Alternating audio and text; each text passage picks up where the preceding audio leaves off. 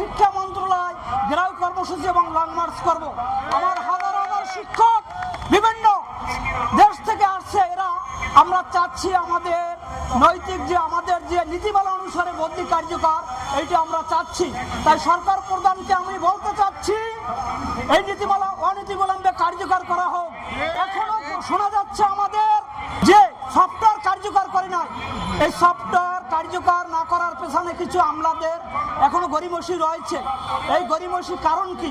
আমরা চাচ্ছি সফটওয়্যার দ্রুত কার্যকর করে বদলি বিজ্ঞপ্তি আগে চালু করুক, বদলি দেওয়ার পর শিক্ষকদের গণবিজ্ঞপ্তি দেওয়া হোক। জব করি, আমার পরিবার থাকে এক জায়গায়, আমার ছেলে সন্তান এরা থাকে এক জায়গায়, আমি থাকি অন্য জায়গায়। তাদের থাকা আমার থাকা দূরে হয়, তাদের জীবনযাপনে অনেক কষ্ট হচ্ছে। আমরা এটা কোনোভাবেই মেনে নিব না। এজন্য আমাদের দরকার হলে সচিবালয় থেকে আন্দোলন করে শুরু করে এনটিএসসি ঘেরাও কর্মসূচি আমরা দিতে বাধ্য থাকব। কোনো প্রজ্ঞাপন থেকে তুলে না দিত তাহলে আমাদের এই রাজপথে আসা লাগতো না। কিন্তু দুর্ভাগ্যজনক, আমরা একটি প্রতিষ্ঠান থেকে আরেকটি প্রতিষ্ঠানে আসার সময়ও আমরা বদলি হতে পারিনি এই সাত ধারার কারণে।